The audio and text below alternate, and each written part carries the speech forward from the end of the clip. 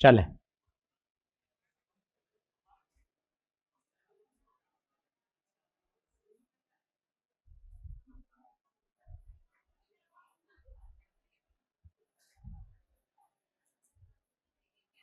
लिखें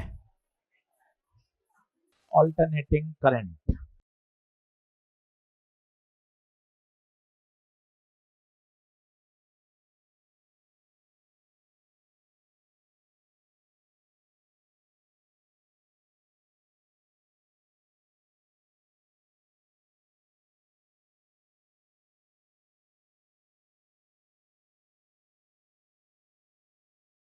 एक ऐसी करंट जिसका मैग्नीट्यूड एंड डायरेक्शन दोनों कांस्टेंट होते हैं उसे हम बोलते हैं डायरेक्ट करंट। मैग्नीट्यूड भी कांस्टेंट और डायरेक्शन भी कांस्टेंट। अगर आप आईटी ग्राफ देखेंगे तो देखिए टाइम के साथ करंट चेंज नहीं हो रही, ना मैग्नीट्यूड चेंज हो रहा है ना डायरेक्शन। अगर 5 एम्पियर है तो लगातार 5 एम्पियर ही बनी हुई है। ऐसी करंट को हम क्या बोलते हैं? डीसी। क्या बोलते हैं? डीसी, जिसमें मैग्नीट्यूड और डायरेक्शन दोनों ही कांस्टेंट है। इस तरह की करंट को कहा जाता है डीसी। डीसी मिलती कहां से है? डीसी मिलती है batteries and cells are the sources of DC. Chapter का नाम भले ही एसी हम पढ़ना चाहते हैं, पर बेसिक पहले हमें अंतर तो समझ में आए कि डीसी और एसी में अंतर क्या है। तो डीसी जो है वो कांस्टेंट रहती है हमेशा, उसका ना तो मैग्नीट्यूड बदलता है ना ही डायरेक्शन बदलता है। मैग्नीट्यूड और डायरेक्शन हमेशा कांस्टेंट रहता है। इस प्रकार की करंट को कहा जाता है डीसी। दूसरी बात, अच्छी बात, जो फ्रीक्वेंसी ऑफ डीसी है वो 0 होती है, क्योंकि इसकी डायरेक्शन बदल ही नहीं रही। जब डायरेक्शन ही नहीं बदल रही तो इसकी जो फ्रीक्वेंसी है वो कितनी है? 0। काम आएगी कहीं ना कहीं सवालों के बीच में। डीसी का सवाल आएगा तो वहां आपको याद आना चाहिए कि डीसी की फ्रीक्वेंसी क्या है? 0। तो एक बेसिक जानकारी पता होनी चाहिए। डायरेक्ट करंट, डायरेक्ट करंट बोले तो एक ऐसी करंट जिसका मैग्नीट्यूड और डायरेक्शन दोनों ही कांस्टेंट रहें, उसे हम बोलते हैं परफेक्ट डीसी। डीसी मिलती कहां से है? Battery and cells are the sources of DC. और जो सेकंड पॉइंट काम का वो है डीसी की फ्रीक्वेंसी क्या होती है? 0। अगर हम एसी की बात करें, जो कि हमारा चैप्टर है ऑल्टरनेटिंग करंट, तो ध्यान से देखिए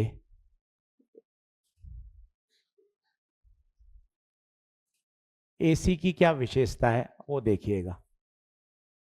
एसी की 2 बातें स्पेशल हैं, इस पे भी सवाल आया हुआ है कंसेप्चुअल। 2 बातें काम की हैं।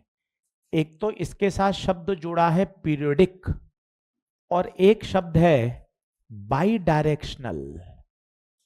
अगर 2 प्रॉपर्टी सेटिस्फाई हो जाए, ध्यान से देखिएगा, समझ में धीरे धीरे आएगी।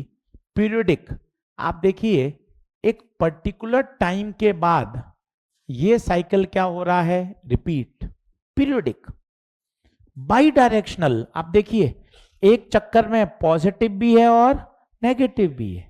अच्छा, ये कोई जरूरी नहीं है कि ऊपर का एम्पलीट्यूड और नीचे का एम्पलीट्यूड क्या हो? सेम।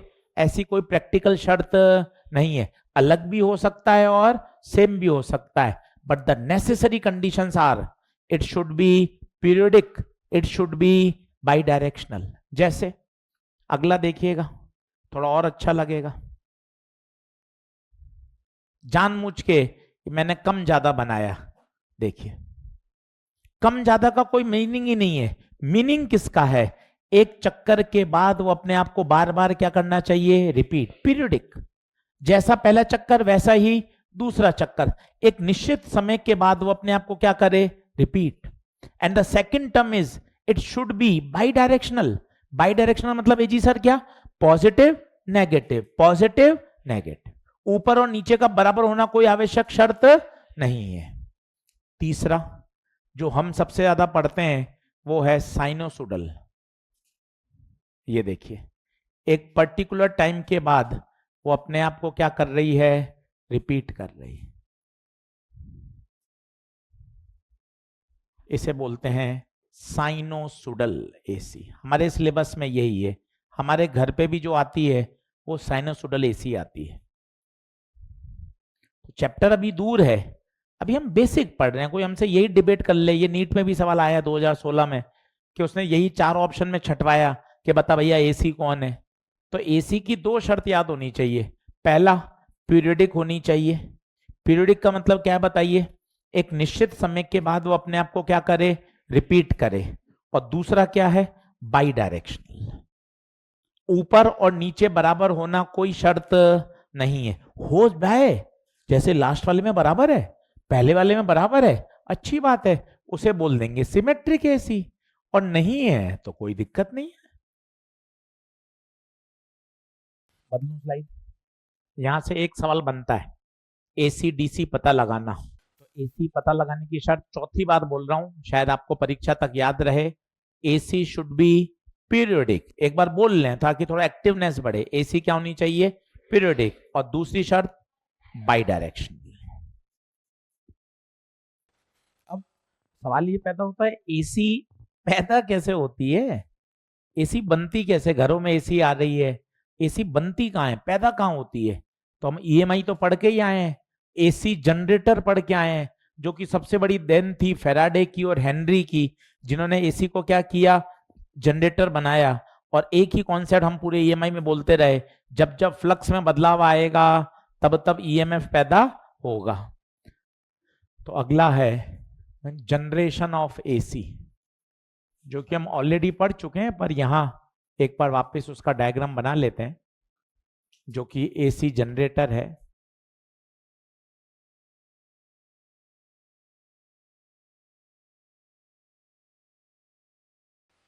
ये देखिए, और आर्मेचर कॉइल घूम रही है, घूमने से फ्लक्स में चेंज हो रहा है, और फ्लक्स में चेंज होने से ईएमएफ पैदा हो रहा है।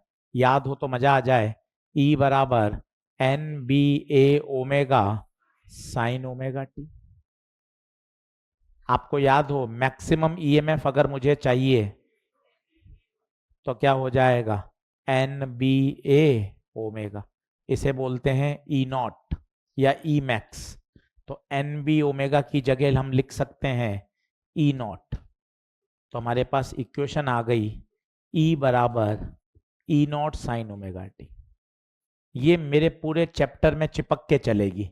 इसे बोलते हैं ऑल्टरनेटिंग ईएमएफ। हर जगह ऑल्टरनेटिंग करंट मत बोल दीजिए, हम एसी एसी एसी बोलते हैं, हर जगह ऑल्टरनेटिंग करंट मत बोलिए, सोच समझ के बोलिए। ये वोल्टेज है तो इसको ऑल्टरनेटिंग करंट थोड़ी ना बोलेंगे, इसे क्या बोलेंगे, ऑल्टरनेटिंग ईएमएफ। सर आपको कैसे पता ये ऑल्टरनेटिंग है, आपके कहने से मैं क्यों मान लूं, आप खुद देखिए। ईएमएफ किसको फॉलो कर रहा है, साइन को। साइन का ग्राफ बना लीजिए, जैसे ही आप साइन का ग्राफ बनाएंगे आपको अपने आप पता चल जाएगा, अरे यार सर ये तो 2 शर्तें पूरी कर रहा है आपकी। कौन सी, it should be periodic, it should be bidirectional. इसका मतलब ये ऑल्टरनेटिंग ईएमएफ है। ईएमएफ की इक्वेशन आ गई, ई बराबर E naught sine omega T. अगर मैं करंट की निकालूं, जनरल फॉर्म लिखूं करंट की, तो आई बराबर I naught sine omega T plus five. ये फाइव क्यों लिख दिया, थोड़े बड़े हो जाओगे तब आपको समझ में आ जाएगा। कभी करंट लीड करेगी, कभी करंट लैग करेगी। टूटा फूटा याद हो पिछले साल का तो ठीक है, नहीं तो मैं तो सब सिखाऊंगा ही। तो मैंने जनरल इक्वेशन लिख दी, आई बराबर I naught sine omega T plus five. अब एक एक टर्म को बताओ, ये आई नॉट क्या कहलाता है, इसे बोलते हैं पीक वैल्यू। ओमेगा क्या कहलाता है, एंगुलर फ्रीक्वेंसी। ओमेगा का फॉर्मूला 2πf, और बताइए 2π/t।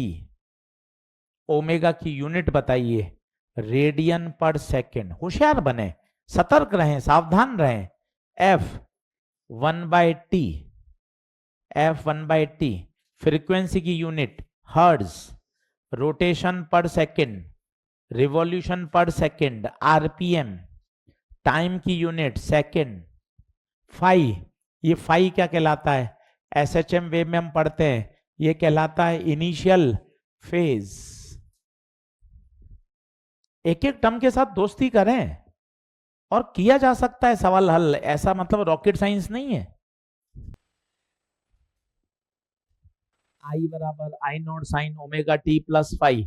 आई naught peak value, omega angular frequency, omega का formula 2πf, omega 2π/t। T को बोलते हैं टाइम पीरियड। टाइम पीरियड की परिभाषा एक पूरा चक्कर लगाने में लगा समय। Phi initial phase. इस आई को क्या बोलते हैं? ये आई, इस आई को बोलते हैं instantaneous value. Instantaneous value. Instantaneous क्या होता है जी सर? इंस्टेंटेनियस मतलब हर टाइम पर बदलता जाएगा। जैसे जैसे आप टी बदलोगे, ये वाला टी ये टाइम है, जैसे जैसे टी बदलेगा 1 सेकंड, 10 सेकंड, 100 सेकंड, वैसे वैसे करंट की वैल्यू बदलती जाएगी। दैट्स व्हाई उसे हम क्या बोलते हैं? Instantaneous value. थोड़ा सा अब मेहनत करने का समय है, कमर कसने का समय है। पहला प्रश्न लिखिए, the equation of alternating current, the equation of. हाँ भैया, सारे पेपर ऑनलाइन होंगे, आपका जो पूरा सिस्टम है वो ऑफलाइन जैसा ही है, इसलिए आप चिंता नहीं कर रहे हैं। जो जो पेपर ऑफलाइन हो रहे हैं वो बिल्कुल आपके पोर्टल पे होंगे, चाहे मेजर हो, सेमी मेजर हो, बैट हो, सारे होंगे। ठीक है, चलिए। The equation of alternating current is given as,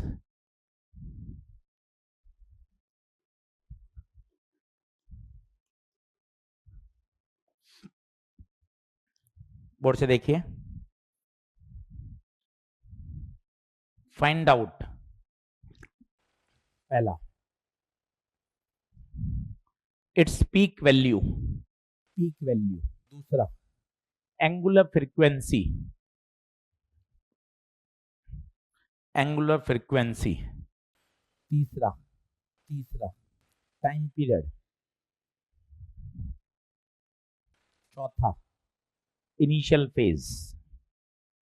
बिल्कुल बेसिक सवाल से शुरू कर रहा हूं, धीरे धीरे क्वेश्चंस का लेवल बढ़ता जाएगा। खुद कर, स्टैंडर्ड इक्वेशन से कंपेयर करा, आई बराबर I naught sine omega T plus phi.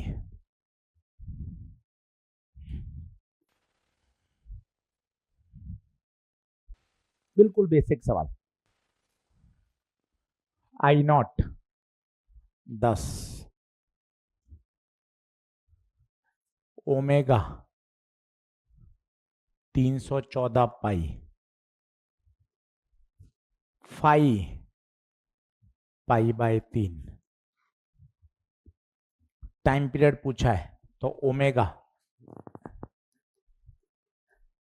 2π/t, पाई को रख दो 3.14। अच्छा, पाई से तो भाई कट ही रहा है।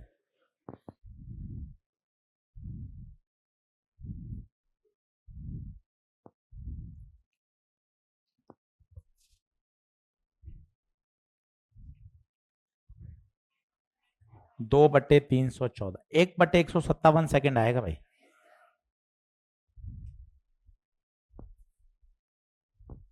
ठीक है, बिल्कुल बेसिक सवाल, कंपैरिजन आना चाहिए। ऐसे सवाल एसएचएम में भी बनते हैं, ऐसा सवाल वेब में भी बनता है, ऐसा सवाल ईएमडब्ल्यू में बनता है। एक मान के चलिए कंपैरिजन का सवाल आपको परीक्षा में मिल ही जाएगा कहीं ना कहीं।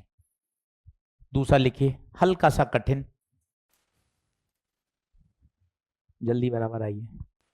अगले लेक्चर में क्लास में हर बच्चे के पास एनसीईआरटी चाहिए, चेक करूंगा बिल्कुल तरीके से, ताकि हम अगले लेक्चर से एनसीईआरटी की जो सेशन लाएं सब लोग उसको अटेंड कर सकें। नई एनसीईआरटी होनी चाहिए, पीडीएफ या पुरानी किताब से काम नहीं होगा। एक एक सवाल पे टिक लगेगा, एक एक पॉइंट टू पॉन्डर पढ़ेगा, समरी पढ़ेगा, उसका आनंद अलग है। पीछे पढ़, इलेक्ट्रोडायनेमिक्स की एनसीईआरटी बोले तो 8 चैप्टर, कौन से 8 हैं सीक्वेंस बता, electro, capacitor, current, magnet, magnetism, EMI, AC, EMW, इसे बोलते हैं इलेक्ट्रोडायनेमिक्स। 8 चैप्टर, ये शानदार एकदम तगड़े बोलते हुए आने चाहिए। ये 8 चैप्टर की पूरी श्रृंखला है, इसे कहा जाता है इलेक्ट्रोडायनेमिक्स। एनसीईआरटी 12th क्लास की वॉल्यूम नंबर 1, 15 से 16 सवाल, पहले आते थे 18 सवाल जब 50 प्रश्न आते थे, अब 45 प्रश्न हो गए, तो यहां आपको 15 से 16 प्रश्न मिलेंगे इस पूरी किताब से, इसलिए इसको अच्छे से करिए एकदम ईमानदारी से। आगे बढ़ते हैं, क्वेश्चन नंबर 2।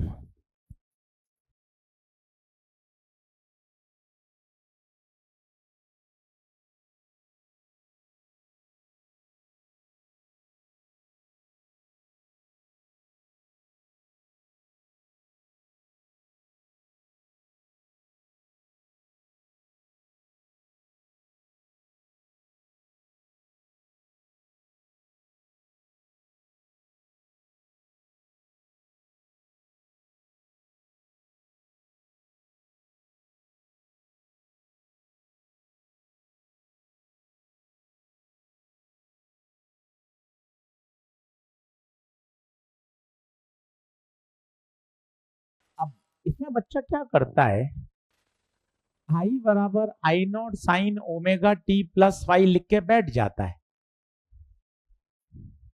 गई भैंस पानी में, कंपेयर ही नहीं हो रहा, क्योंकि तेरे पास तो ये इक्वेशन है, इसमें एक ही साइन है, इस कॉस का क्या करेगा। तो यहां थोड़ी सी मैथ्स लगानी पड़ेगी। एक बहुत पुरानी आइडेंटिटी 11th की, 2 sine theta cos theta sine 2 theta. Bio वाले, फिजिक्स वाला जब एनसीईआरटी का नीट का पेपर बना था, उसको पता है ये बच्चे मैथ्स से भागते हैं। इन्होंने बायो पसंद करके बायो नहीं लिया, मैथ्स नहीं पढ़नी है इसलिए बायो लिया, और ये आज नहीं सालों से सब लोग जानते हैं। तो उसको भी तो पता होगा ही साइकोलॉजिकल, उसको पता है हल्की सी मैथ्स घुसा दो बिलबिलाने लग जाएगा बच्चा, बिल भागेगा, इधर से उधर भागेगा। वो जेईई मेन में नहीं देता ऐसे सवाल, इतने साल के पेपर उठा के देख लो, नीट में 3 बार दे दिया। उसको पता है हल्की सी मैथ्स घुसाते ही बच्चा सरेंडर कर देता है। अब ये वाले सवाल में कोई दिक्कत ही नहीं आई, आपने धड़ाधड़ आप खेल गए, पर जैसे ही हल्की सी मैथ्स घुसी बिलबिलाना शुरू हो जाता है। अब ये आपको याद होना चाहिए, 2 sine theta cos theta sine 2 theta, इसके बिना काम नहीं चलेगा। 2 sine theta cos theta sine 2 theta, identity है, 2 sine theta cos theta sine 2 theta. ध्यान से देखिए, यहां थीटा थीटा है, यहां 2 थीटा, डबल हो रहा है एंगल, एंगल डबल हो रहा है, तो एकदम ये मुक जमानी चाहिए, 2 sine theta cos theta sine 2 theta. एक साइन है और एक कॉस, और एंगल क्या हो रहा है, डबल। तो भैया एक बार याद कर लें, 2 sine theta cos theta sine 2 theta. बता, अब देख तू देखता रह गया, बस मैंने 5 बार चिपका दी। क्यों सर आप गजब करते हो, बदलते ही नहीं हो। बदलो क्यों, सब अच्छा चल रहा है, बढ़िया चल रहा है, नोट बढ़िया आ रहे हैं, तो बदलने की आवश्यकता क्या है। 5-5 बार लिखने पे काम बढ़िया चल रहा है तो क्यों बदलें। अब तू एक बार भी नहीं, जबकि तुझे पता है मेरा पिछले 3-4 साल से कुछ नहीं हो पा रहा है, तो अभी तू नहीं लिखता, इतना ढीठ हो चुका है। अरे नहीं सर, मैं तो देखने में मुझे ऐसा लगा 5 बार तो मैं कभी नहीं लिख पाऊंगा सर। नहीं लिख पाएगा इसलिए तू मेहनत से डरता है और सवाल गलत हो जाता है। लिख लिख कर याद करना है, दादी को पता है, पहाड़े और बोल बोल के याद कराएं, लिख लिख के याद कराएं, बोल बोल के याद कराएं। अरे पहाड़ा तो मुक जवानी चाहिए, 5 दिया 15, 2 अट्ठे 16, 3 छिंग 18। क्यों, इसके बिना तो मल्टीप्लीकेशन डिवीजन आएगी नहीं।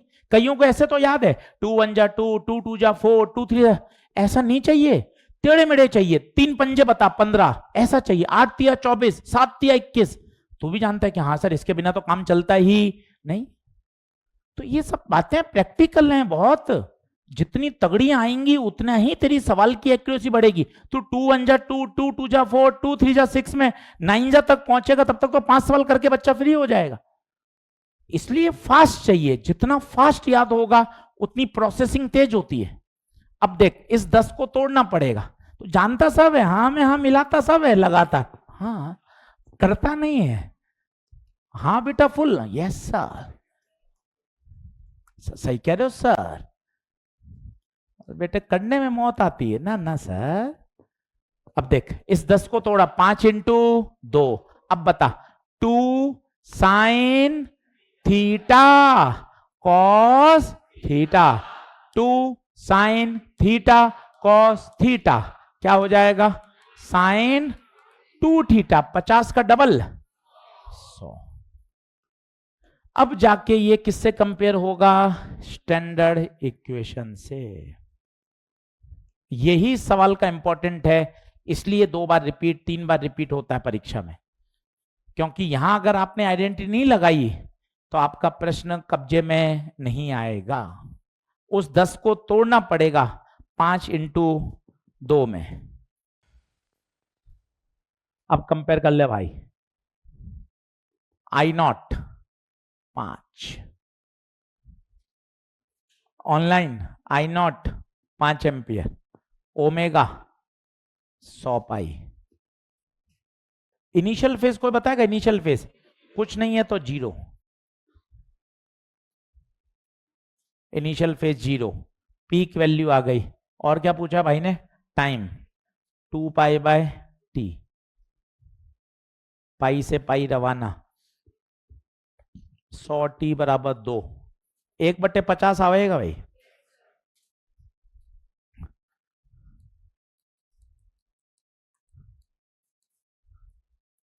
अच्छा सवाल, काम का सवाल,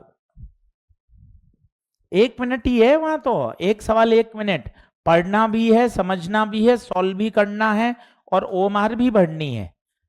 तो कोई 2 पेज का सवाल तो आ ही नहीं सकता भाई, 1 मिनट में ही फोड़ना है।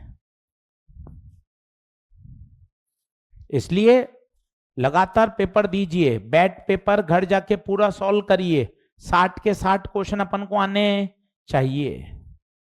एग्जाम्पल नंबर 3, अब थोड़ा सा और चेंज कर रहा हूं।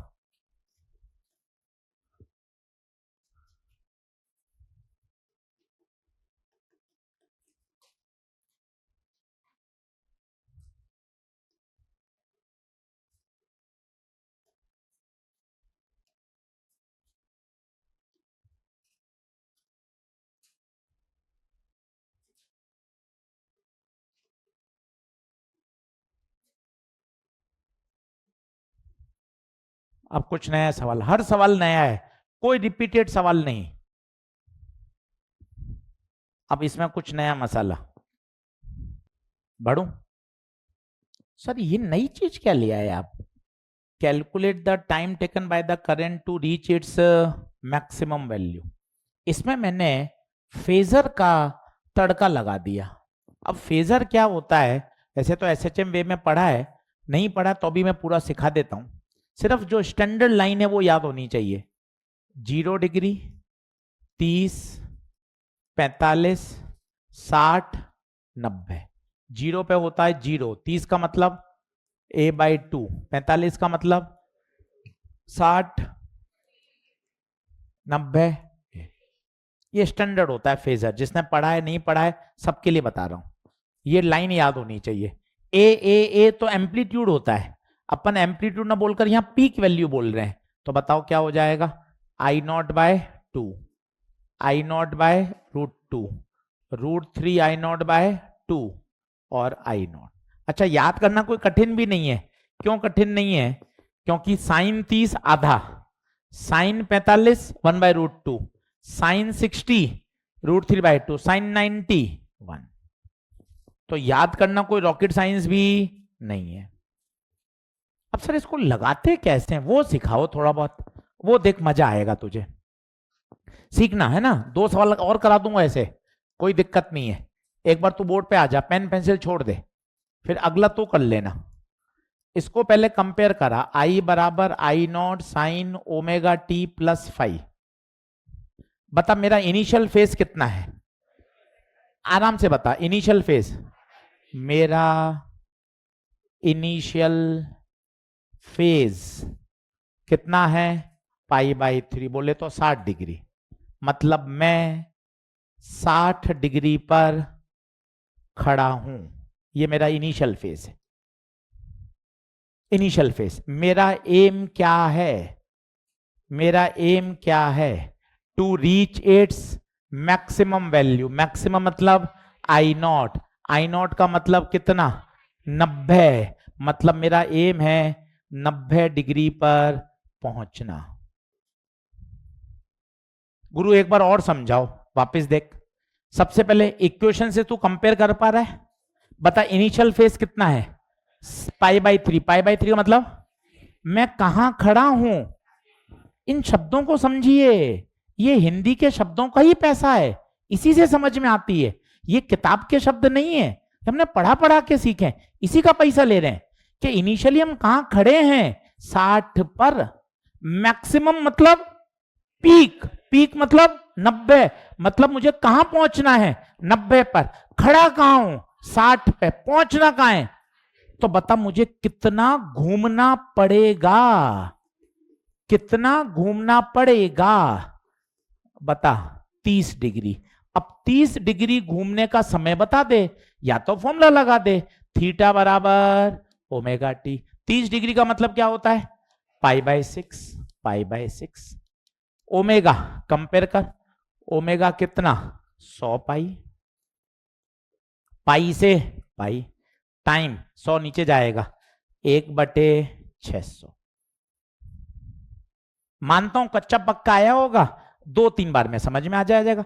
तुझे थीटा बराबर ओमेगा टी नहीं अच्छा लगता तो अभी मैं तुझे देसी तरीका भी बता सकता हूं। 360 डिग्री घूमने में समय लगता है टी, 1 डिग्री घूमने में समय लगेगा टी बाय 360।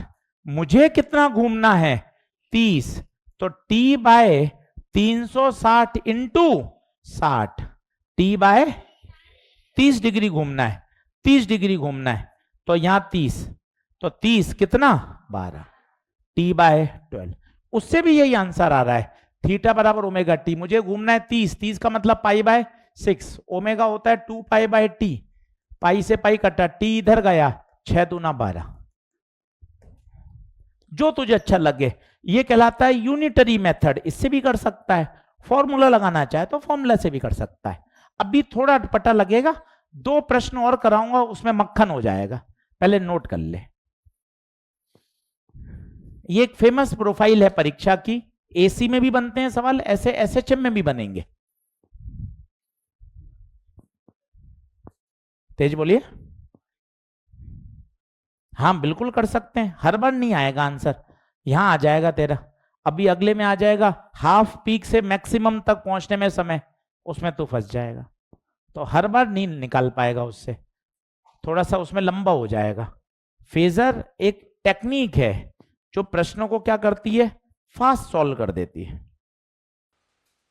अच्छा तो ये समझ में आया, इनिशियल फेज, इनिशियल फेज, ये देख इनिशियल फेज कितना है 60, मुझे पहुंचना कहां है 90। ये कैसे पता चला 90 पहुंचना है, क्योंकि उसने बोला to reach its maximum value. Maximum value का मतलब आई नॉट, आई नॉट का मतलब 90, तो मैं 60 पे खड़ा हूं, मुझे 90 पे पहुंचना है, तो मुझे कितना और घूमना पड़ेगा, 30 डिग्री। जल्दी एक बार ऑनलाइन वाले बच्चे बताओ समझ में आया क्या।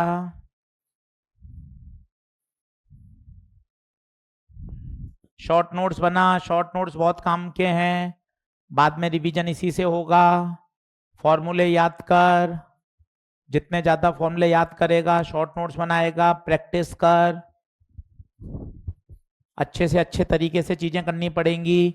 पीवाईक्यू 15 साल के जरूरी हैं, केवल पीवाईक्यू नहीं बोल रहा हूं, पीवाईक्यू भी, और केवल 15 साल, 35 साल, 38 साल, 23 साल, 25 साल, बहुत किताबें मार्केट में आ रही हैं, कोई मतलब नहीं है, केवल 15 साल के रिलेवेंट है। उससे पहले इतने आसान प्रश्न है वो आप अपने आप ही डीपीपी, मॉड्यूल, क्लास नोट्स वैसे ही सॉल्व हो जाते हैं।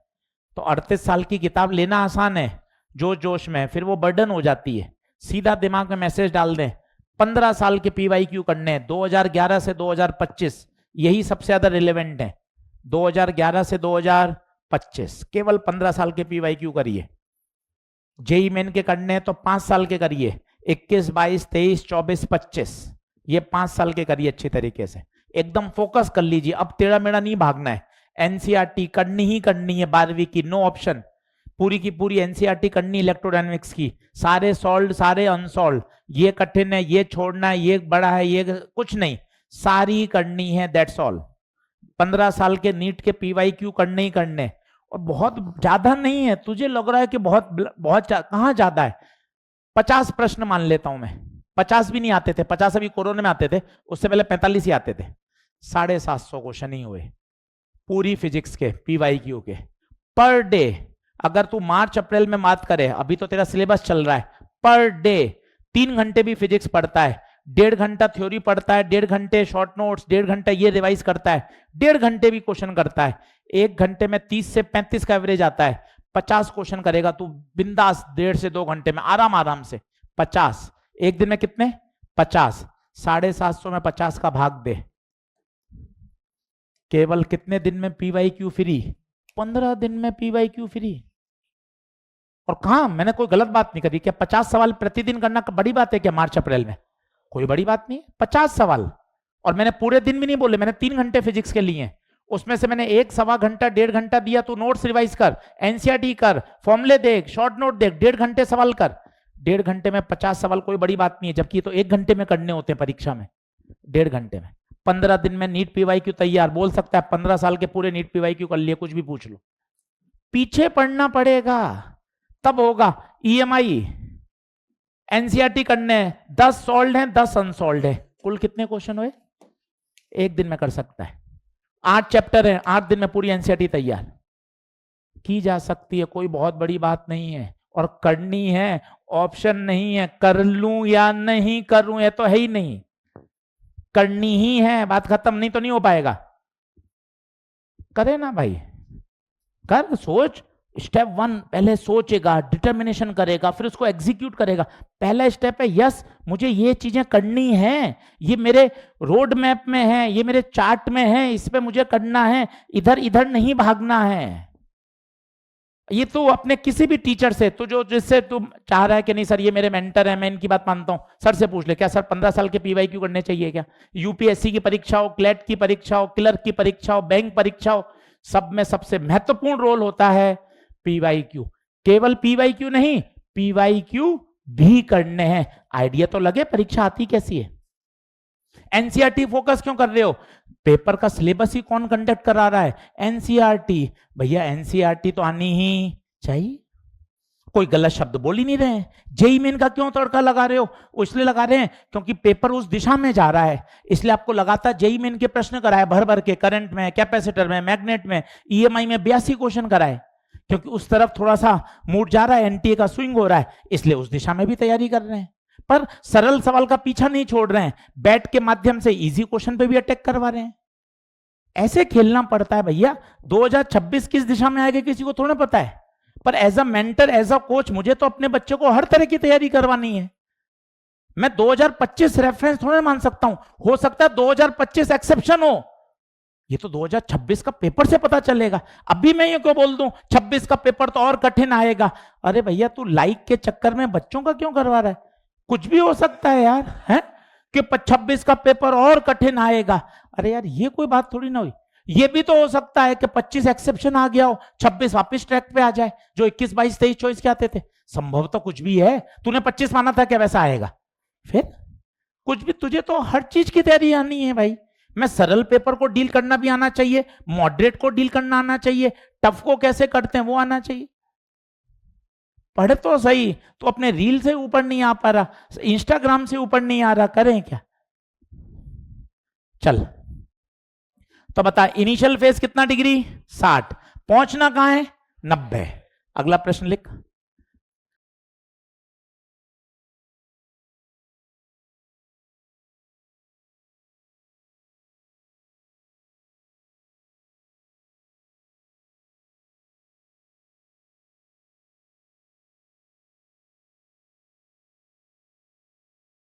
अभी खुद करना।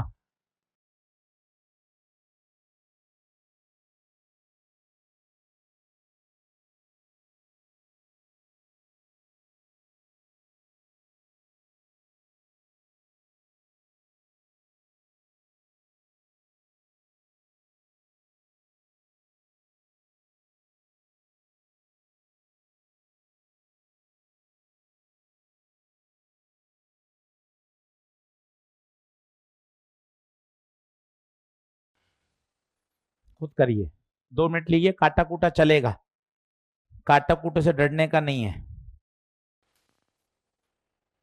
आया? अच्छा, इनिशियल फेज कितना लाला? बहुत सुंदर। इसको ऐसा लिख दे, 314t+0। अब इसकी तुलना करा,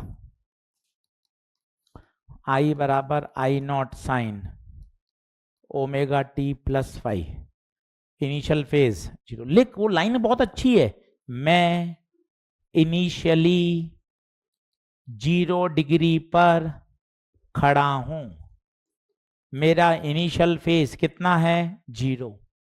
पहला पार्ट, कहां पहुंचना है, एम बता। मैक्सिमम वैल्यू, मैक्सिमम वैल्यू मतलब I0, मतलब 90 डिग्री पर पहुंचना है। तो बता, 0 पे खड़ा है, 90 पे पहुंचना है, तो कितना घूमना पड़ेगा? कितना घूमना पड़ेगा? 90 डिग्री। अब 90 डिग्री घूमने के लिए कितना समय लगेगा? थीटा बराबर ω t, 90 का मतलब π/2। ओमेगा बता, ओमेगा I बराबर I0 साइन ω t, ओमेगा कितना? 314। सोच समझ के कर, पाई को 3.14 लिख, ये 100 बार जाएगा, ये नीचे जाएगा, 1/200 आएगा पहले का उत्तर। सोच समझ के कर लाला, सोच समझ के कर कैलकुलेशन। दूसरा पार्ट होगा, हाफ ऑफ मैक्सिमम का मतलब क्या है? I0/2 में कितना है? 30। कितना है? 30 डिग्री घूमना है। इनिशियली कहां खड़े हो? 0 पे, जाना कहां है? 30 पर। तो इनिशियली 0, एम 30 डिग्री, तो बता कितना घूमना पड़ेगा?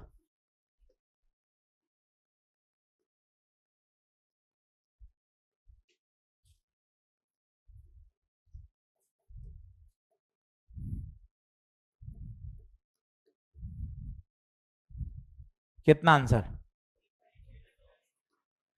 600।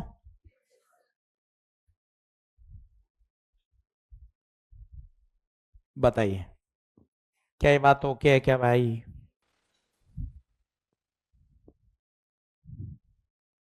अगला लिखें, average oblique mean value of AC।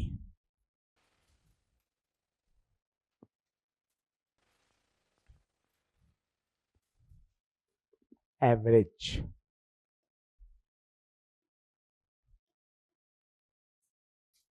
अब सब लोग बोर्ड पे ध्यान से देखें, अच्छी टर्म शुरू हो गई है, चैप्टर बहुत आसान है, 6 लेक्चर में विथ न्यूमेरिकल, बिल्कुल आराम से देख, कहीं भाग दौड़ नहीं रहा हूं, आराम आराम से पढ़ा रहा हूं तुझे, बिल्कुल 6 लेक्चर में इतने आराम से तैयार होगा। आज पहला लेक्चर है, अगले सप्ताह 3 लेक्चर आ जाएंगे, 2 हफ्ते में तो खत्म हो जाएगा चैप्टर ही। साथ साथ तैयार करता चल इसको, कुछ भी मत छोड़।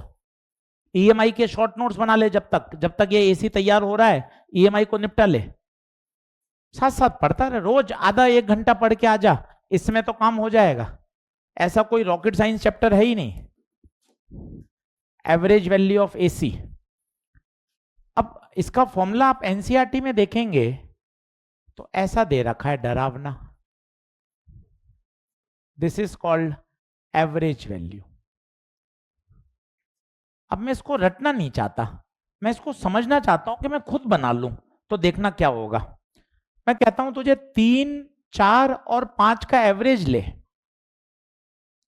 तेरे 3 माइनर का एवरेज ले, -1, -2, -3, तो तू कहेगा सर 1 सेकेंड रुको, पहले तीनों माइनर के नंबर को जोड़ो।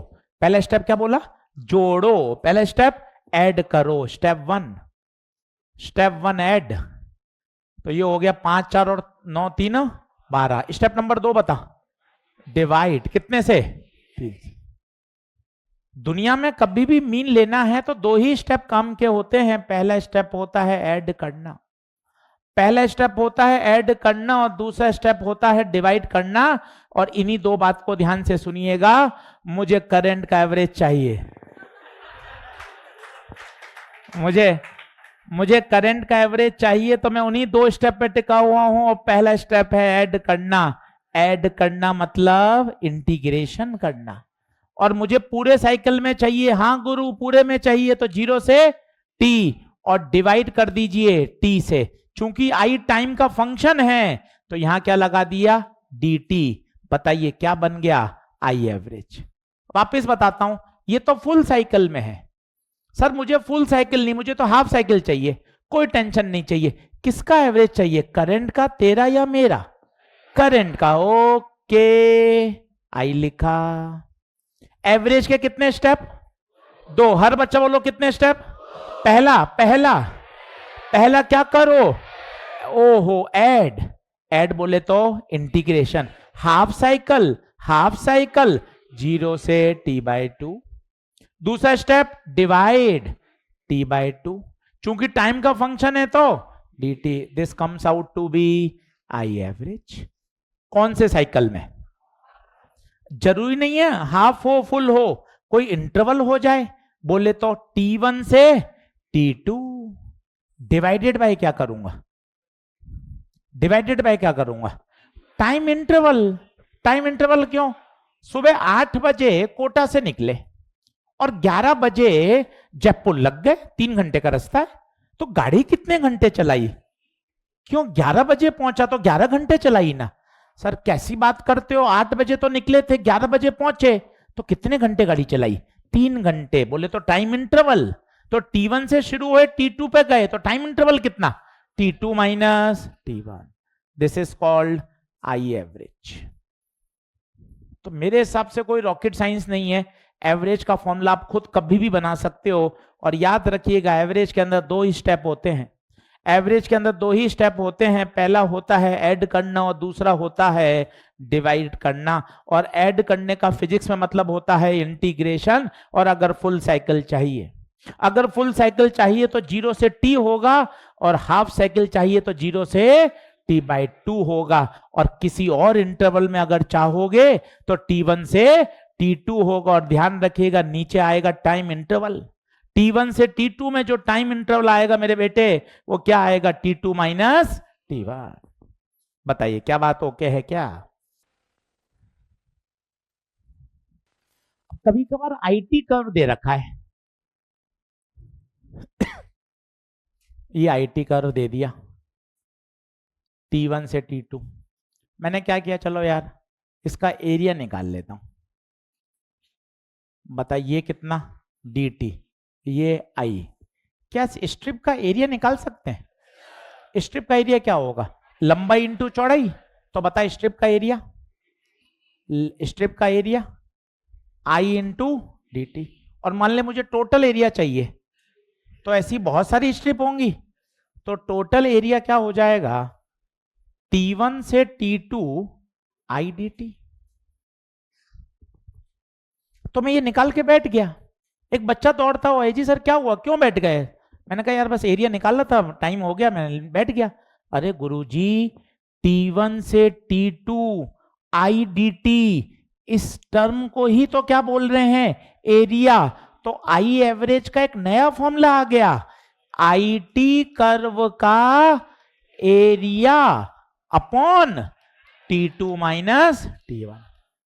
सर एक बार वापस बताओ, देख मैंने ईमानदारी से IT कर्व का एरिया निकाला, वो आया t1 से t2 i dt, t1 से t2 i dt। मैं बैठा रहा, एक बच्चा दौड़ता हुआ आया, जी सर t1 से t2 i dt, इस पूरे सामान को क्या बोल सकते हो, एरिया। इसको मैंने लिख दिया एरिया, और नीचे t2 माइनस t1 तो था ही। तो मेरे पास आई एवरेज का एक नया फॉर्मूला और आ गया। क्या आ गया बताओ, अगर मुझे आई एवरेज चाहिए तो IT कर्व का क्या निकालो, एरिया बटे में टाइम इंटरवल। कौन सा फॉर्मूला सही है, ये वाला या इंटीग्रेशन? दोनों। ये वाला फॉर्मूला भी सही है, 0 से t आई डी टी बटे टी। कौन सा लगाना चाहिए, ऊपर वाला या नीचे वाला? दोनों सही है, डिपेंड करेगा क्वेश्चन क्या है। तसल्ली से देख।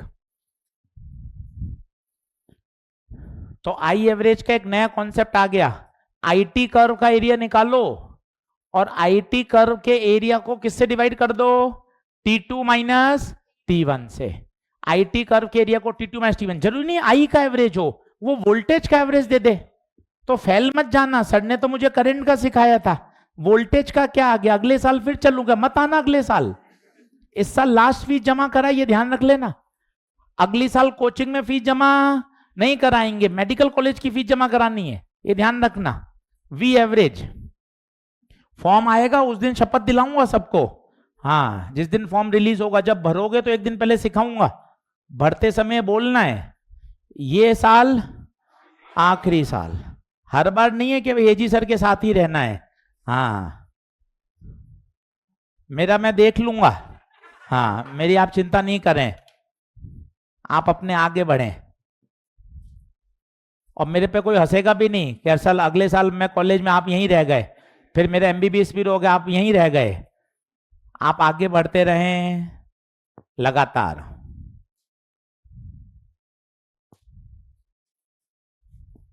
बोलो, तो एवरेज निकालने का वैल्यू एरिया बटे में टाइम इंटरवल, एरिया बटे में टाइम इंटरवल।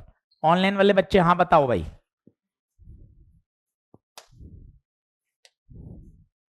आरुष भैया, लक्षित, शुभम सोनी, क्लियर है क्या, डन है क्या?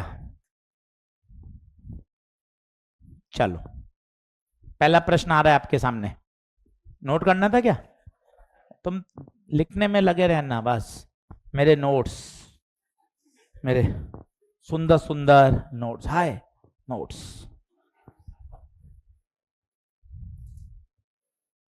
पढ़ाई का समय, नोट्स वोट्स कुछ नहीं, सब नोट्स मिल जाते हैं। तलवंडी जाना, वहां दुकान पे किसी भी साल के सर के, एजी सर के नोट्स चाहिए, वो पूछेगा भैया सन बता, 2005 से उपलब्ध हैं, टॉपिक बता। तो 2005 के भी हैं, 6 के भी, तुझे सन बताना है, टॉपिक बताना है, और सुंदर से सुंदर नोट्स मिल जाएंगे। पर उस नोट से सिलेक्शन नहीं हो रहा है, पढ़ाई से सिलेक्शन होगा। तो तू नोट्स ज्यादा ज्यादा मत किया कर, फटाफट लिखा कर, क्वेश्चन लगाया कर, क्वेश्चन ज्यादा जरूरी है। कलरफुल नोट से कोई सिलेक्शन नहीं होगा। हाइलाइटर लगा लगा के पूरी हाईलाइट ही कर रखी है, ले साहब इंपॉर्टेंट क्या है, लो सर पूरा इंपॉर्टेंट है, दे धम, पता ही नहीं, फुल हाईलाइट, फुल हाईलाइट। चल, पहला सवाल, कैलकुलेट द, मैं भी 3-4 हाईलाइटर लेके आऊंगा कल से। हाँ,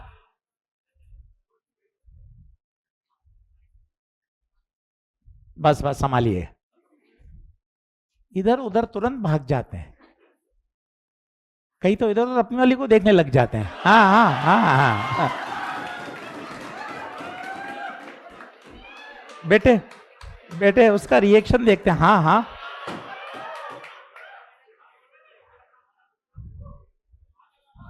सर मैं क्या, उन्मादी होता वो बच्चा, सर मेरा 50% हो गया। मैंने कहा कैसे कैसे हो गया तेरा 50%? सर मेरी तरफ से पूरी यहाँ है, उसने भी बात ही शुरू नहीं करी। बात, मैंने कहा भाई गजब, तू क्या पॉजिटिव। सर मैंने तो टिक लगा दिया, टिक, यस यस,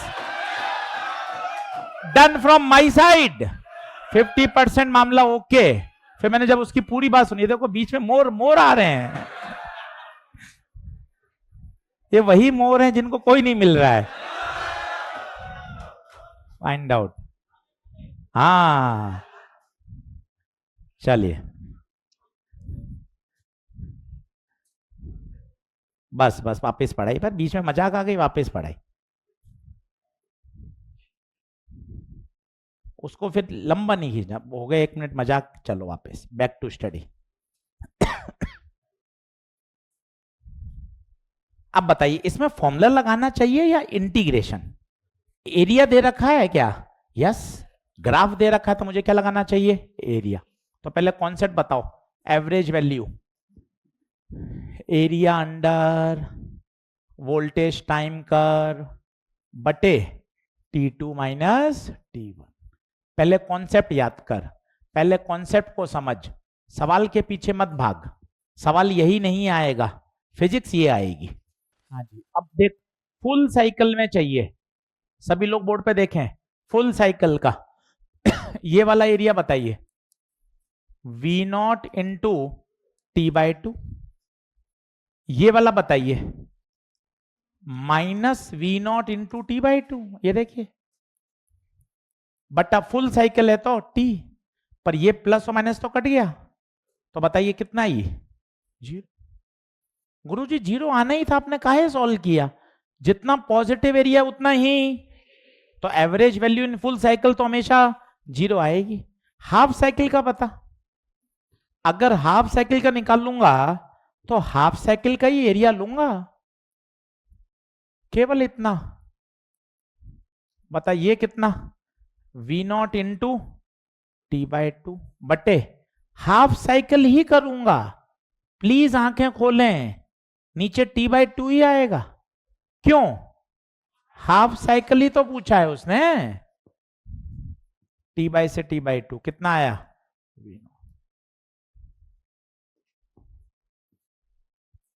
प्लीज ध्यान से देखिए, आधा चक्कर होगा तो आधे चक्कर का ही आएगा टाइम, पूरा चक्कर होगा तो पूरा चक्कर आएगा।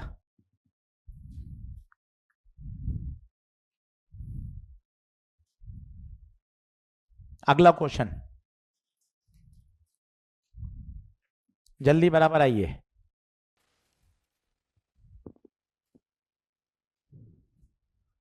I बराबर 2T, calculate its average value in the time interval T बराबर 0 से T बराबर 2।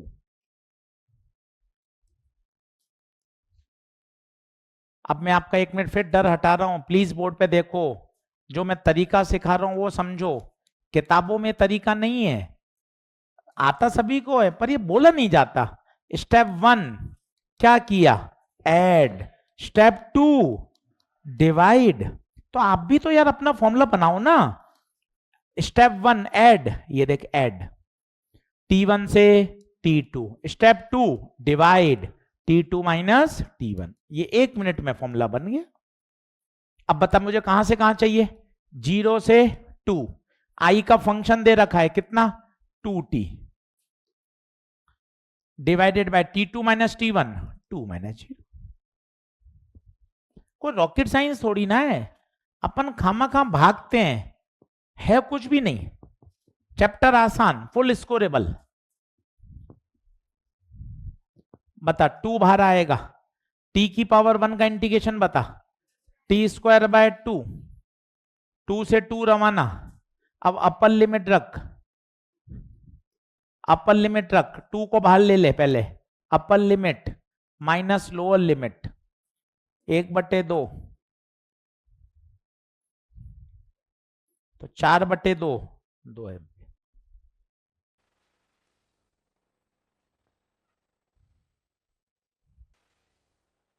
अगला, कैलकुलेशन में गलती करके सवाल गलत मत करिए, केवल लापरवाही से सवाल गलत होता है।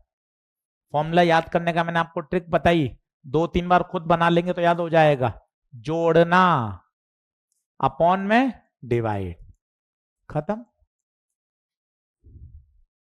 फिर मान लो कल को वो कहता है साइनोसुडल की फुल साइकिल में एवरेज, ये देखिए ये स्टैंडर्ड हमारे जो सिलेबस में है, अब कोई बताएगा इसकी average value in full cycle, बिना पेन चलाए बताइए क्यों? क्यों? क्योंकि जितना पॉजिटिव एरिया उतना सीधा याद होना चाहिए। एसी की average value in full cycle 0, AC की average value in half cycle. अब इसको इंटीग्रेशन से सॉल्व करना पड़ता है, जो कि आती है 2I0 बाय पाई, तो सर एरिया नहीं निकाल सकते क्या? एरिया तुझे पता नहीं ना शेप कौन सा है। अरे सर सर्कल लग रहा है, सेमी सर्कल। सेमी सर्कल नहीं सर, इलिप्स है नहीं, साइनोसोडल फॉर्म है। सर्कल, इलिप्स, सेमी सर्कल नहीं है, इंटीग्रेशन से आएगा। तो ये याद रखना, फुल साइकिल में कितना 0, हाफ साइकिल में 2I0/पाई।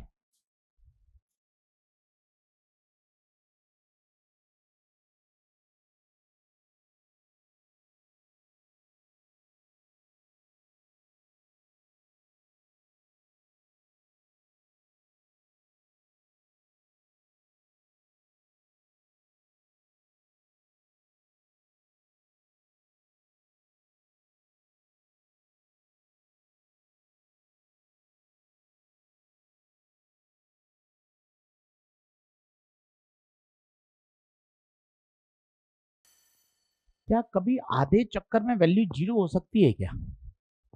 आप कहोगे यार 0 कैसे होगी यार, ये वाला आधा लोगे तो आएगा, ये आधा लोगे तो आएगा। इसने ये कहा है आधा, आधा कुछ भी हो सकता है। ये देखिए आप, ये वाला आधा और ये वाला। बताइए क्या ये हाफ साइकिल है? क्या इसका एरिया 0 हो सकता है? 0 है। तो ये एक असर्शन रीजन का अच्छा प्रश्न। क्या हाफ साइकिल में एवरेज वैल्यू 0 हो सकती है? Yes, it can be 0। तो सर फिर ये 2I0 कहां से आ गई? ये पहले हाफ साइकिल में देख, ये मैंने लिखा है 0 से T/2। तो क्या कभी हाफ साइकिल में वैल्यू 0 हो सकती है? बच्चा सोचता है नहीं यार, हाफ में तो पॉजिटिव होगी या नेगेटिव होगी। पर मजे की बात है, हाफ साइकिल में भी एवरेज वैल्यू 0 हो सकती है। चलिए धन्यवाद।